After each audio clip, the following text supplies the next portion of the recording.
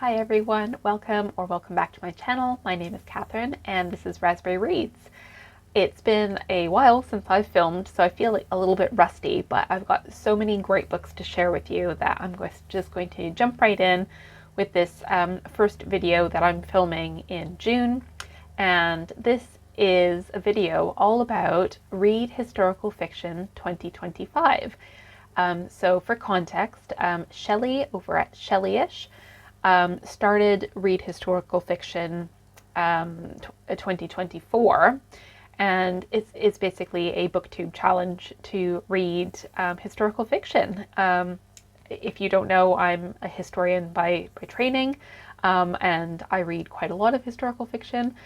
So when I saw that Shelly did this last year, I very quickly wanted to, jump on the trend and try to read some historical fiction. I didn't do as well as I'd hoped last year. I can link that video down below for you, but I've got renewed energy to Read Historical Fiction 2025.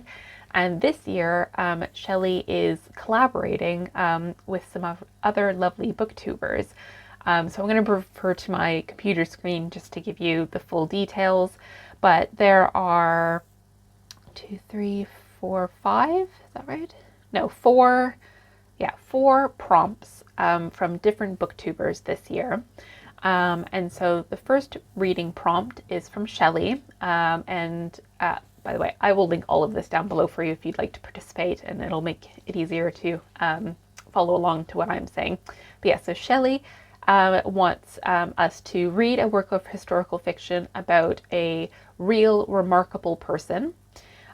Charlotte over at Coney Reads says that we should read a work of historical fiction about the arts. So that could be theater, film, painting, architecture, music. Melinda at Awe of Stories. I'm sure I'm not saying that right, but so Melinda suggested to read a work of alternate historical fiction, pardon me. Brittany over at Literarily Smitten suggested to read a work of historical fiction with a dual timeline.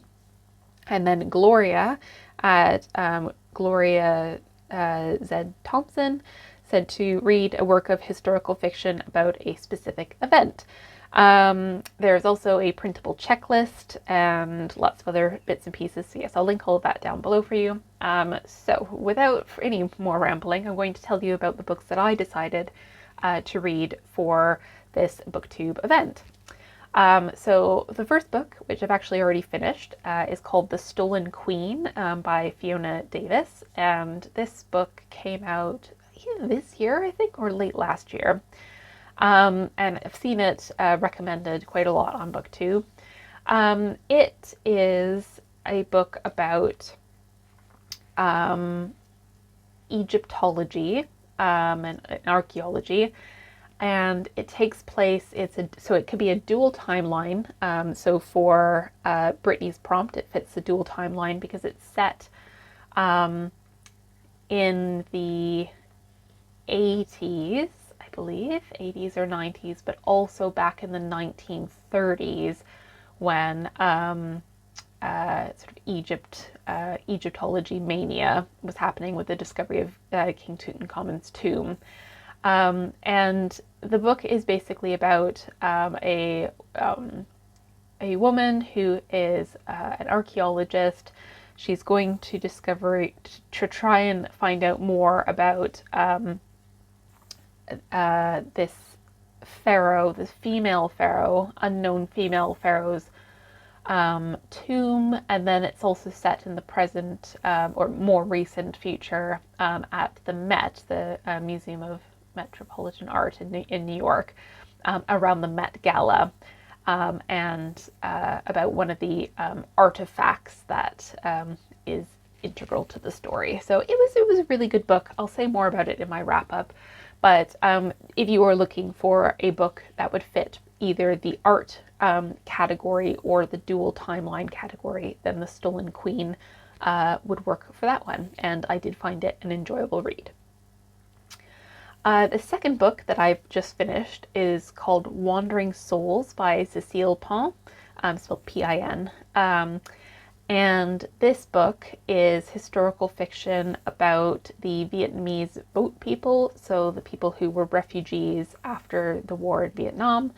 And it is also a dual timeline book, so it's set in the late 1970s when those refugees were fleeing Vietnam. And then it's also set in 2022 in England after this family relocates as refugees to England. It was a beautiful book, very heart-wrenching. It covers, obviously, in great detail about the war in Vietnam and the struggles that those refugees went through as the boat people. But also it highlights more recent challenges and, I'm just going to call it atrocities, that we've had with refugees today, being transported in lorries and not making it, basically. So yes, that book could fit the dual timeline, and I would say it also fits the specific event prompt as well that Gloria proposed. So yes, if you haven't read Wandering Souls, I highly recommend it. It's a really important work to read.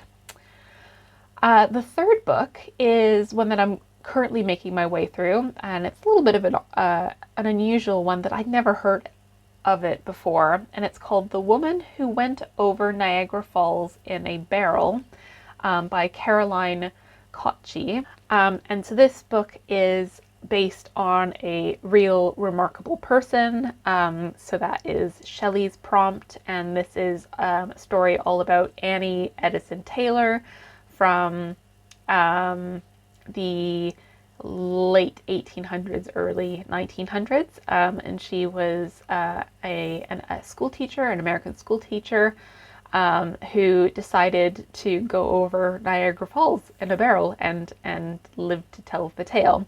And I am loving this book. It's such a feminist perspective book. It's about so far Annie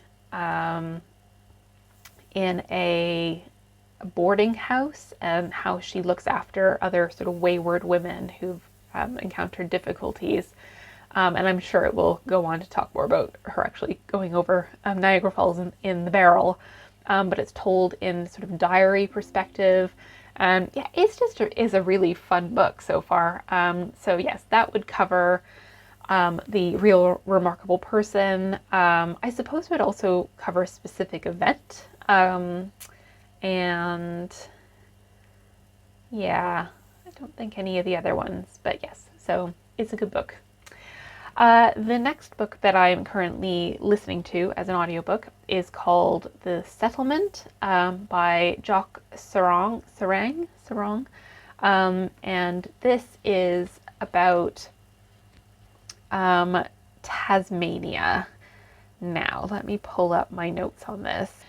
Okay, so this book came out in 2022. I had never heard of it before, and I'd also never heard of what the book is based on, and that's probably because I'm from Canada and then now live in the UK.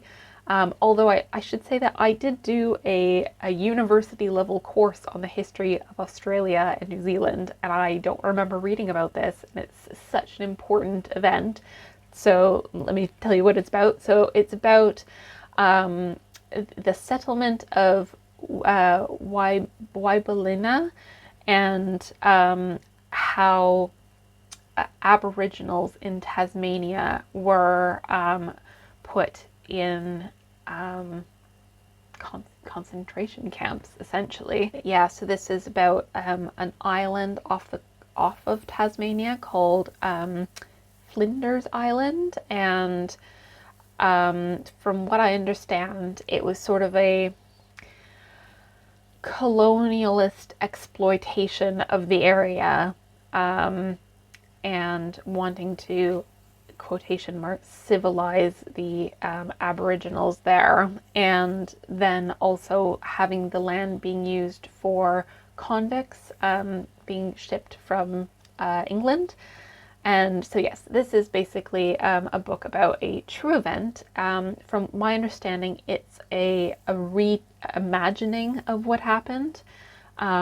So I suppose it could fit in the alternate history category. And it also is about specific people. So it looks at George Augustus Robinson, who was sort of like not a missionary, but he was tasked to sort of round up the Aboriginals. And then the book also highlights on several of the chiefs of that group of people. And I'm going to butcher their names, pardon me, but Manil Argana of the Woolway people, and True Gianni of the Nuenan people. And so those two chiefs feature in the book as well. As you can see, I've really muddled my way through this because it's an area of history I know nothing about, and that's why I wanted to read it. So yeah, this book covers a lot of bases, and I think it's an important read.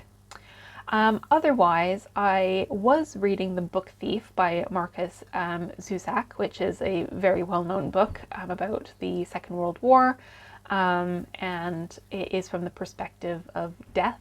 It centers on one a girl protagonist who is a book thief. She steals books. So yes, this could fit the specific event, as in Second World War. I think it could also fit art, maybe, that she's collecting books. I don't know, are books art? Question mark. And it could, in a way, I suppose, also be an alternate history because it's told from Death's perspective. But yes, it's a classic, so I won't dwell too much on that one. I had to return my hold, so I'm hoping to get to finish the book before the end of June. And then the last book, which I'm hoping to get to in June, is called Remember, Remember by Elle Machray, and this is a debut book. It fits the alternate history prompt, and it looks at the 5th of November, so in 1770, and the gunpowder plot.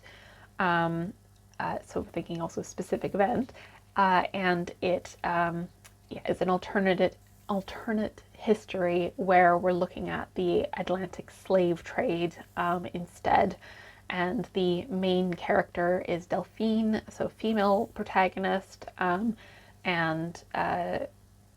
her work centering around advocating for the end of the transatlantic slave trade. So it sounds like a fantastic book, really cool, alternate historical perspective. I think it also has queer themes throughout it. So yeah, really different book, and I'm hoping to get to that this month as well. So yeah, those are 6 books that I have either already read or hope to read in the month of June for Read Historical Fiction 2025. Thank you very much, Shelly and co, for organizing this year. I had a really good time so far reading what I have read, and it's been great to watch other people's videos as well about what they're planning on reading for Read Historical Fiction. Yes, that just leaves me to say that I hope you're all doing well. I hope you are enjoying whatever it is you're reading, hopefully historical fiction, and I'll see you soon in a new video. Take care.